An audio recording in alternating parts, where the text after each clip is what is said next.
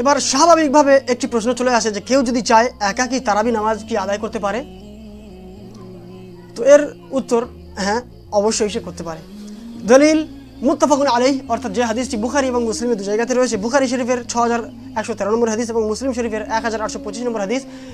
যে আগেও আমরা যে হাদিসটি বর্ণনা করেছি যে হুজুর পাক সাল্লাল্লাহু আলাইহি ওয়াসাল্লাম তিনি বেঁচে থাকা অবস্থাতে 3 দিন জামাত সহকারে তারাবির নামাজ অর্থাৎ কিয়ামুল লাইল পড়িয়েছিলেন এবং চতুর্থ দিন তিনি আর বাইরে এলেন না।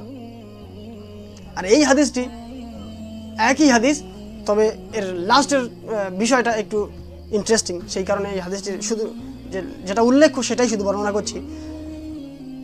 যে হুজুর পাক সাল্লাল্লাহু আলাইহি ওয়াসাল্লাম রাগান্বিত হয়ে বাইরে এলেন, মানে যে রাত্রে যে সাহাবারা যে মসজিদে এসে বসেছিলেন অপেক্ষার জন্য, এইটা দেখে হুজুর পাক সাল্লাল্লাহু আলাইহি ওয়াসাল্লাম রেগে গিয়ে বার হয়ে এলেন। আর বিশেষ শব্দ হচ্ছে মুগযিবান, অর্থাৎ রাগান্বিত অবস্থাতে তিনি বাইরে এসে বললেন যে তোমরা যা করছো তাতে আমি ভয় করছি যে এটি না তোমাদের উপর ফরজ করে দেওয়া হয়।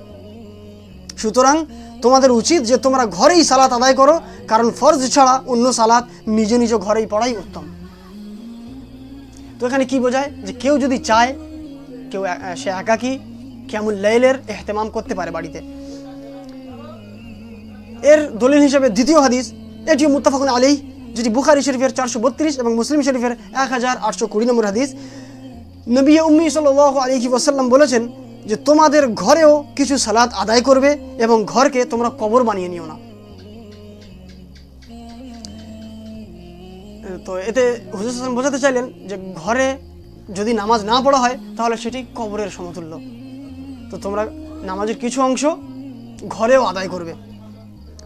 এবং এর সাপোর্টে তৃতীয় হাদিস, যে রাসূল করিম সাল্লাল্লাহু আলাইহি ওয়াসাল্লাম বলেন, আর এই হাদিসটি মুসলিম শরীফের 1822 নম্বর হাদিস এবং ইবনে মাজাহ 1376 নম্বর হাদিস, যে রাসূল করিম সাল্লাল্লাহু আলাইহি ওয়াসাল্লাম বলেন, তোমরা যখন মসজিদে নামাজ আদায় করবে অর্থাৎ ফরজ আদায় করে নেবে, তখন নামাজের কিছু অংশ ঘরে আদায় করবে, ফলে আল্লাহ তাআলা সেই ঘরে বরকত দান করবেন।